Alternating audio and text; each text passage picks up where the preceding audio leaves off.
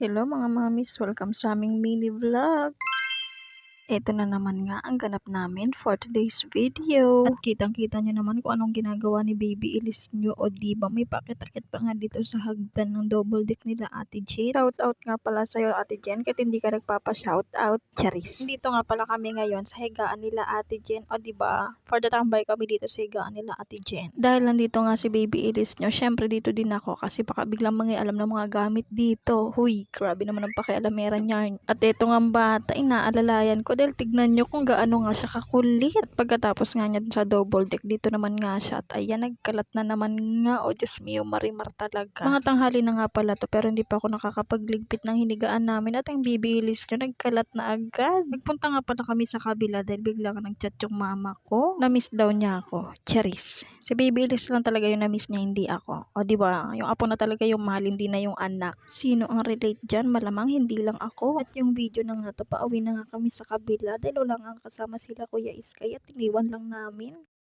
At ayan, nakauwi na nga kami dito sa kabila at pagkadating nga namin for the kulit-kulit na nga ang first one. Grabe nga tong batang to, wala nga kapaguran sa kakulitan niya. Sana all hindi napapagod. At habang siya nga ay nagkukulit-kulit, ako naman dito nagbibida-bida. Syempre nagaganda-gandahan. Huy, di ka naman maganda. Syempre wala naman ako ibang gagawin kundi magtitimpla ng kape. Pagpasensyahan nyo na nga kung meron kayo maririnig na ingay sa aking voice over, lagi naman. At ayan, magtitimpla nga ng kape ang person na to dahil hindi pwedeng mawala yan sa aking araw-araw.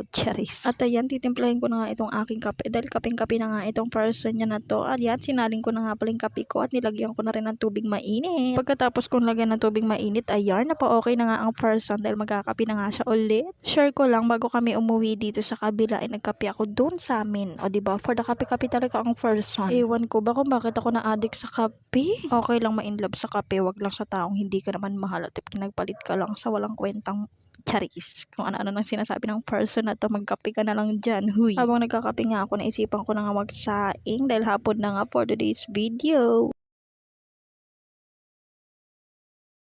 Kinuha ko na nga tong kaldero dahil magsasaing na nga ang person paulit-ulit. Bago ako maglagay ng bigas, tinanggal ko muna tong tirang kanin at medyo madami-dami nga ito. Ilalagay ko na nga lang to sa ibabaw ng kanin kapag medyo mainit-init na nga. Ano daw? Basta gets nyo na yun. Charis. Habang inaantay kong maluto yung sinaing, kumuha naman ako ng sabon dahil maglalaba nga ang person. Lalaban ko kasi yung mga nakababad kong underwear. Huy, English yun. Di mo kaya rin. Charis. Kaya naman ayun, for dalaba ang person kahit maulan. Grabe naman ang ulan na to. Ayaw tumigil, ayaw magpaawat.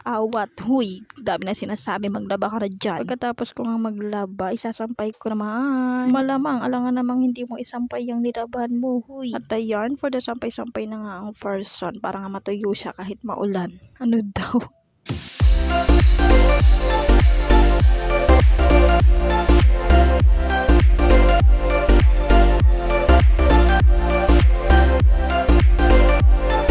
Habang ako nga ay dito pa chill, ito nga mga batang to nagkakalat na naman. O diba, for the bagyo-bagyo na naman ang mga first. Syempre, ang ending ako ang magliligpit. Hinayaan ko na nga lang silang maglaro dito kahit ang ending ako naman ang magliligpit ng mga kinalat nila. O diba, ang galing. At yun lang, bye!